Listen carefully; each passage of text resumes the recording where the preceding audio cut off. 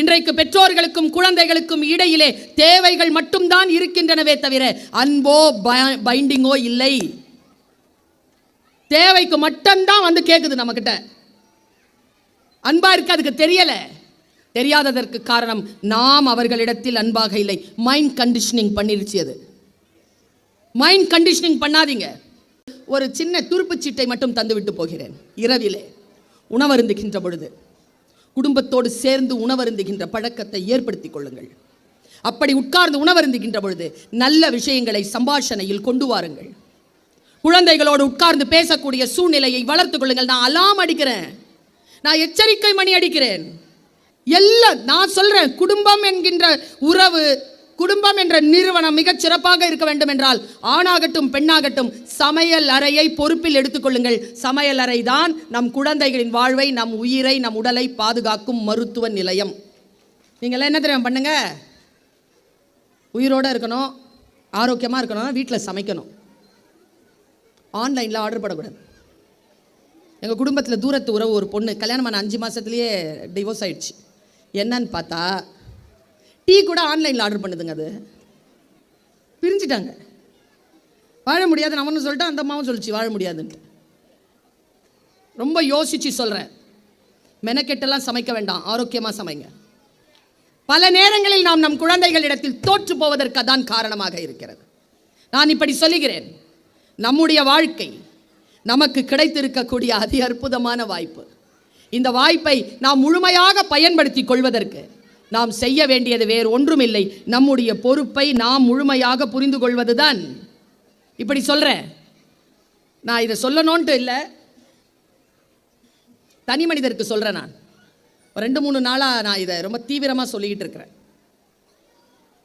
இளைஞர்களாக இருக்கக்கூடிய பெற்றோர்கள், குழந்தைகள், இளம் குழந்தைகளை பெற்றிருக்கக்கூடிய பெற்றோர்கள், உங்கள் குழந்தைகளிடத்திலும் உங்களிடத்திலும் இந்த சகோதரி சொல்லிவிட்டு போகின்ற ஒன்றை மட்டும் அடையாளப்படுத்திக் கொள்ளுங்கள். பார்க்கலாம்.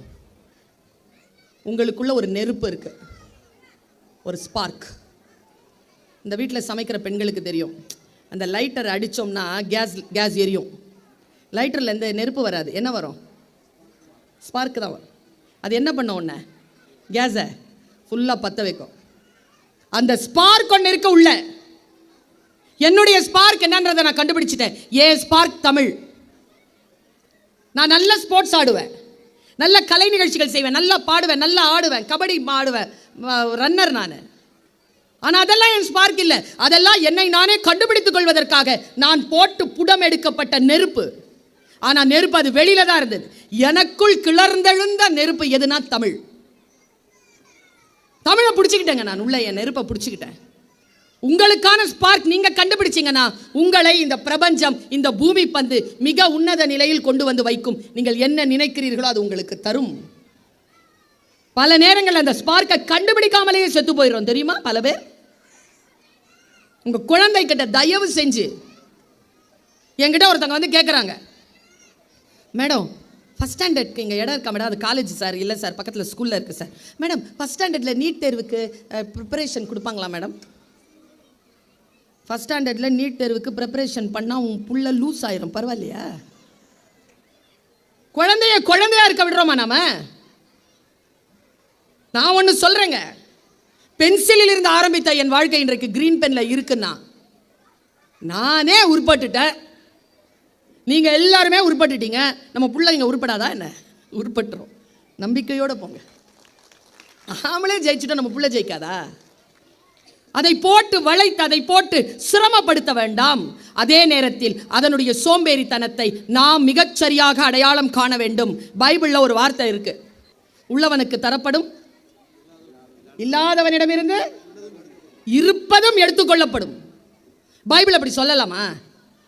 இருக்கிறவனுக்கு கொடுப்பேன், இல்லாதவன் கிட்ட இருந்து இருக்கிறத எடுத்துப்பேன்னு பைபிள் சொல்லலாமா? நான் தேடி போனேன், அந்த பகுதிக்கு போனேன். நான் ஒரு ஸ்டேட்மெண்ட் வருதுன்னா அந்த ஸ்டேட்மெண்ட்க்கு பின்னால் இருக்கக்கூடிய உண்மையை, அந்த ஸ்டேட்மெண்ட்க்கு முன்னால் இருக்கக்கூடிய உண்மையை தெரிந்து வைத்திருங்கள். யாரோ சொல்கிறார்கள் என்பதற்காக நம்பாதீர்கள். உள்ளே சென்று பாருங்கள். நான் உள்ளே போய் பார்த்தேன். இதுதாங்க அந்த டயலாக் வரத்துக்கு, அந்த வாக்குமூலம், வாக்குதத்தம் வரத்துக்கு முன்னால் நடந்த ஒரு சின்ன சம்பவம். ஆண்டவர் இடம் விட்டு நகர்கிறார். நகரும் போது அவருடைய சிஷ்யர்கள் 3 பேரை அழைக்கிறார். சரியா சொல்றேன் ஃபாதர்? 3 பேரை அழைக்கிறார். 3 பேரை அழைச்சி சொல்றார், நான் ஒரு இடத்துக்கு போறேன், திரும்பி வரத்துக்கு லேட் ஆகும். நீ என்ன பண்ண, நான் உங்ககிட்ட கொஞ்சம் கொஞ்சமாக முதலீடு செஞ்சுட்டு போறேன், அதை சரியாக கண்காணித்து கவனித்து நீங்கள் பாதுகாப்பாக இருங்க, நான் வந்தேன்னா கணக்கு கேட்பேன்னு சொல்லிட்டு போயிட்டார். ஒருத்தங்கிட்ட 4 காசு கொடுத்துருக்கார், ஒருத்தங்கிட்ட 2 காசு. தகுதி அறிஞ்சு தான் கொடுக்குறாரு கடவுள். ஒருத்தங்கிட்ட ஒத்த காசு கொடுத்தாராம். ரொம்ப கவனமாக கேட்டுக்கோங்க இந்த விஷயத்த. வாங்கிட்டு போயிட்டாங்க அவங்க எல்லாருமே. ஆண்டவர் திரும்பி வரார். இந்த 4 காசு வச்சிருந்தான்ல, அவன் உழைச்சி அதை முதலீடு பண்ணி அதை 8 காசு ஆக்கியிருந்தான், டபுள் ஆக்கியிருந்தான். ஆண்டவர் அதை கையில் பார்த்து கொண்டு சொன்னாராம், நான் கொஞ்சமாகத்தான் கொடுத்தேன், நீ அதை இரட்டிப்பாக்கி இருக்கிறாய், உன்னை சகல விஷயங்களுக்கும் அதிகாரியாக்குவேன் சொல்லிட்டாரா. அடுத்தது 2 காசு ஆளு வருது.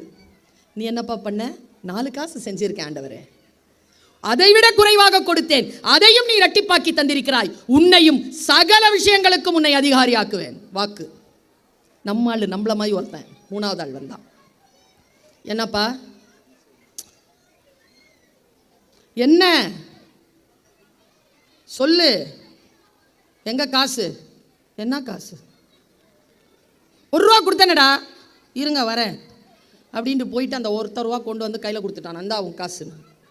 என்னப்பா நான், நீ வேற இதை வச்சு ஏதாவது செய்யினியா, அது வேற சொல்லிட்டு போனியா, வந்து கேள்வி கேட்பேன் பதில் சொல்லணும்ன்ட்டு, அதை நான் தொலைச்சி கிழச்சி போட்டேன்னா உன் கோபத்துக்கு யார் ஆளா வருது? இந்தா புடி.